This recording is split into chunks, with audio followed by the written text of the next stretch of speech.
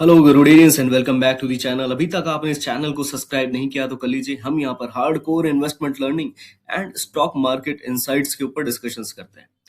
Market के अंदर जो है सिचुएशन क्या चल रही है, राइट, यही समझेंगे आज अपन इस वीडियो के थ्रू। बाजार की बात क्या है एंड जीडीपी ग्रोथ जो हमारा ऊपर की तरफ आया था उसकी वजह से इंडियन इकोनॉमी ऊपर क्यों नहीं जा पा रहा है, राइट। अब आज के जो विश्लेषण है, डिस्कशन है, उसके अंदर अपन सीधे मुद्दे पे आते हैं।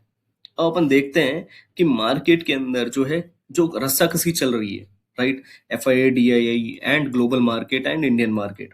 अब इसके अंदर कौन जीतेगा, क्योंकि ईरान का जो टेंशन है वो बढ़ गया है, राइट। जो डिप्लॉयमेंट है आर्मी की, यूएस आर्मी की, वो बढ़ती ही जा रही है एंड हमारी जो जबरदस्त ग्रोथ है क्या वो हमको बचा लेगी। आज मार्केट यही देखेगा एंड मार्केट के जो निफ्टी के लेवल्स हैं वो भी काफी क्रूशियल हो चुके हैं। ग्लोबल पल्स तो ये कह रही है कि टैरिफ जो है वो बढ़ता ही जा रहा है, इवन दो पहले इलीगल था अब लीगल है।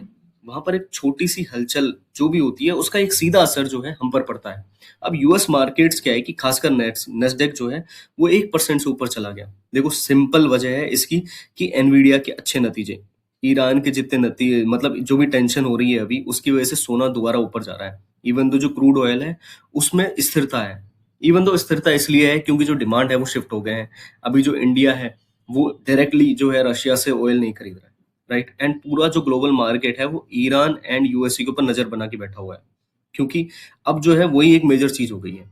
अब अगली बात करें तो अपन सोलर पैनल्स की बात कर लेते हैं। जो भी एक्सपोर्टर्स थे, राइट, जो यूएसए में एक्सपोर्ट करते थे इंडिया के थ्रू, उनके ऊपर 126% का टैक्स लगा दिया गया है।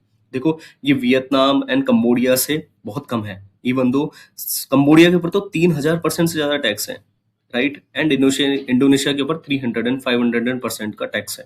देखो इतना बुरा नहीं है। भारत अभी एक सही जो है जोन में है। अब जो मेजर जो तेल का खेल है ना, उसके अंदर क्या है कि रशिया से जो है अपन तेल तो ले नहीं रहे, right. Crude oil we are not purchasing from them.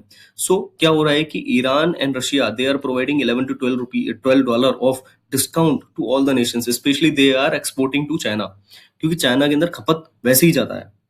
अब इसके ऊपर क्या है कि जो भारत के अंदर जितने भी सिनेरियोज बिल्टअप हो रहे हैं वो एक मेजर बिल्टअप हो रहे हैं, राइट। क्योंकि अब जो है, अब जो ऑयल नहीं खरीदेंगे, राइट, उसकी वजह से क्या होगा कि अब जो है ऑयल दूसरे देशों से खरीदना पड़ेगा। जैसे ईरान से, हमने इराक से भी कुछ परसेंटेज ऑफ ऑयल जो है खरीदना ज्यादा चालू किया है, राइट। एंड इसके बाद जो है हम जो है अभी न्यू वेनेजुएला से भी हमने 0.8% की बाइंग चालू की है। कोई मेजर बाइंग नहीं है, जैसा कि यूएस बोल रहा था कि कम से कम 10-15% की बाइंग हो जाएगी। ऐसा कुछ नहीं हुआ, राइट। थोड़ा सा कम ही है, इवन दो स्थिरता के अंदर अभी चल रहा है। हो सकता है आने वाले टाइम के अंदर और जो है रशियन ऑयल कटौती हो। इंडियन ग्रोथ स्टोरी क्या कहती है, इसका मतलब क्या है, राइट। क्या इंडिया की जो जीडीपी रेट अभी जो आए थे, डेटा आए थे, उसकी वजह से क्या मार्केट ऊपर जा सकता है? हमें यही देखना सबसे बड़ी इंपॉर्टेंट है, क्योंकि इस बीच में मार्केट जो है कई बार रेजिस्टेंस फेस कर चुका है। इवन दो रेजिस्टेंस ऐसा जो काफी हिला देने वाला था, मार्केट के अंदर कंटिन्यू सेलिंग आई। अब अगर इंटरनल डोमेस्टिक तेजी की बात करें तो सबसे पहला सिग्नल जो है हमारे यहाँ पर जो domestic car sales, passenger sales की होती है, साल दर साल 10% की ग्रोथ है, राइट।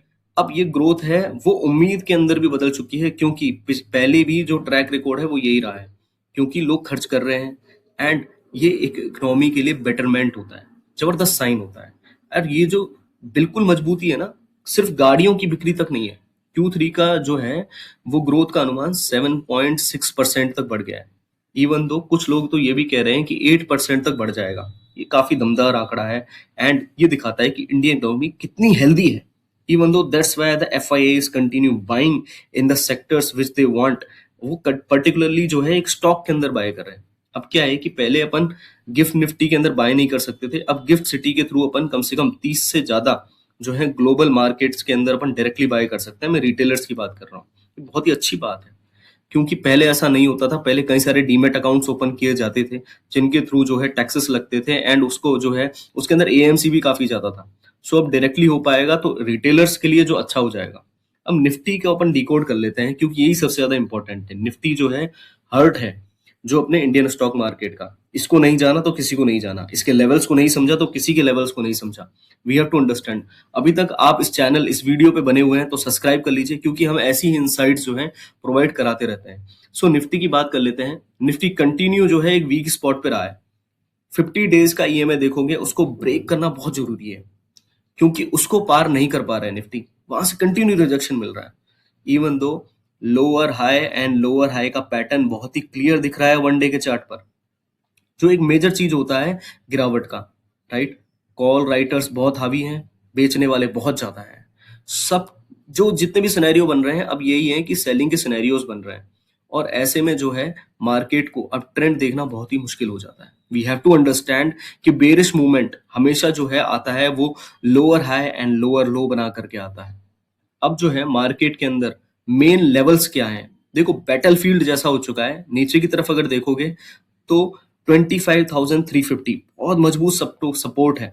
25,400 25,350 बहुत मेजर सपोर्ट है, राइट। एंड ऊपर की तरफ अगर देखोगे तो 25,850, ओके, यहाँ पर बहुत तगड़ा रेजिस्टेंस है। देखो रेजिस्टेंस जो है एक प्रॉपर एक छत के जैसे काम करती है, उसके ऊपर जाना बहुत ही मुश्किल हो जाता है। इवन तो वहां पर कई सारे सेलर्स अभी जिस तरीके से हैं, एंड अगर एफआईए का डेटा भी देखोगे तो कम से कम 80% तक की सेलिंग वहां पर हो रही है। मार्केट के अंदर पूरा फंसा हुआ माहौल है। एफआईआई का अगर देखोगे आप डेटा तो क्लियर है कि वो लोग शॉर्ट पोजीशंस के साथ बैठे हुए हैं अभी भी। मार्च सीरीज की शुरुआत जो उन्होंने है वो 79%, जैसा मैं आपको बोल रहा था 80% तक जो है शॉर्ट पोजीशन के साथ उन्होंने मार्च की सीरीज चालू की है। देखो इतने बड़े प्लेयर्स जो हैं मार्केट को लेकर के फिलहाल के लिए बेरिश है, बहुत बेरिश है। इवन दो सतर्कता जो है वो बनानी पड़ेगी। अब जो है इन्वेस्टिंग की देखो जितनी भी मानसिकता है वो हिल जाती है जब कंटिन्यू लोअर लो बने, राइट, एंड लोअर हाई बने। साइकोलॉजी बहुत इंपॉर्टेंट है, जो कि अब जितने भी निवेशक हैं उनके लिए इंपॉर्टेंट हो चुका है, क्योंकि आपने कोविड का टाइम देखा, उसके बाद जो आपने एक अप थ्रू देखा, राइट, एक अप ट्रेंड देखा, उसके बाद से जो है मनोबल टूट सा गया है। देखो कई लोग क्या करते हैं, पैनिक में जो है प्रॉफिट बुक कर लेते हैं, राइट। पर कई बार जब शेयर को बार बार देखते हैं, प्राइस को बार बार देखते हैं, तो मनोबल टूट जाता है या नहीं बेचते हैं, वेट करते हैं, राइट। ये बहुत ही कॉमन साइकोलॉजिकल चैलेंज है। इस पर क्या है कि कई सारे एनालिस्ट कहते हैं कि साइकोलॉजी के खिलाफ जो है रीबैलेंसिंग करना चाहिए, राइट। रीबैलेंसिंग के लिए जो है अपन को कई सारे स्टॉक्स को बाय करना पड़ता है अलग अलग सेक्टर्स के, ताकि जो है मार्केट के अंदर जब भी हरियाली हो, राइट, जब भी ग्रीनरी हो, ठीक है, तब क्या है मार्केट को ऊपर जाने जाना चाहिए, अक्यूमुलेट करना चाहिए जब वो नीचे जाए, राइट। सही समय पे हमेशा ऐसा लगेगा आपको कि ये गलत समय है, क्योंकि हमेशा प्रॉफिट बुक करने का जो आइडियल टाइम होता है तो हमारा मन यही कहता है कि ये गलत फैसला है, राइट। और सच कहें तो यही इन्वेस्टिंग की सबसे बड़ी साइकोलॉजिकल पहेली है, क्योंकि हमेशा गलत समय ही जो है मजबूत आंकड़े दिखाता है, एंड तभी अपन को बाइंग करना चाहिए। हमेशा मजबूत समय जब भी आएगा तो आपको देखने को मिलेगा कि अप ट्रेंड्स बन रहे हैं, राइट, हायर हाई बन रहे हैं, हायर लो बन रहे हैं, तो ये दिखाता है कि मार्केट के अंदर ट्रेंड चेंज हो रहा है। कभी भी आपको देखना हो कि मार्केट का ट्रेंड क्या है तो एक बार डेली चार्ट को देख लो, जिसमें भी आप ट्रेड करते हो आपको समझ में आ जाएगा। सो एक फंडामेंटल चीज है, एंड टेक्निकल सिनेरियोज यही कहते हैं कि जब भी आपको एक ब्रेक थ्रू मिले, यानी कि अप ट्रेंड दिखे, तो मार्केट के अंदर उसी के साथ पोजीशन बना करके चलो। मार्केट के अंदर साइकोलॉजिकल पर जो बात कर ली अपन ने वो ठीक है। अब इन सारे डॉट्स को अब कनेक्ट कर लेते हैं, एंड आगे के लिए क्या स्ट्रेटजी होनी चाहिए, क्योंकि स्ट्रैटेजीज जो हैं वही रणनीति कहलाते हैं, एंड आगे जाकर के प्रॉफिट बुकिंग के अंदर अपन को एक मेजर एडवांटेज देते हैं। देखिए लेवल्स बहुत ही क्लियर दिख रहे हैं। 25,350 एक सपोर्ट के जैसे दिख रहा है, रेसिस्टेंस 25,850। देखो निफ्टी के ये जो लेवल्स हैं बहुत ही इंपॉर्टेंट है, बहुत ज्यादा इंपॉर्टेंट है, क्योंकि निफ्टी कंटिन्यूस में ट्रेवल कर रहा है। इवन दो हो सकता है अगर इसके ऊपर ना जाए तो कई टाइम तक जो है, बहुत टाइम तक, यानी कि 1 मंथ तक भी जो है इसमें ट्रेवल करता रहे। खैर कोई सी भी गुड न्यूज जो है वो अच्छी हो सकती है मार्केट के लिए, एंड ऊपर ले जा सकती है। इसके अंदर बी कॉशियस रहे, फुर्तीले रहे। मार्केट कैसी भी गुड न्यूज आ जाए ऊपर की तरफ चला जाएगा, प्रॉफिट बुक करें, राइट। ऊपर की तरफ आए तो प्रॉफिट बुक जरूर करें, अपनी साइकोलॉजिकल कंट्रोल रखें, एंड जितने भी जरूरी जोन्स हैं उस पर बिल्कुल भी प्रॉफिट बुकिंग करने से हिचकिचाए नहीं। ये एक स्मार्ट स्ट्रेटजी होती है। तो मार्केट की इस स्ट्रेटजी को खींचतान एंड जो भी डिकोड करने में अगर पूरी आपको नॉलेज चाहिए, रोजाना आपको जो है अपडेट चाहिए, तो चैनल को कर लीजिए सब्सक्राइब। इसी के साथ मैं कहता हूं आपको अलविदा। धर्मो रक्षति रक्षित है।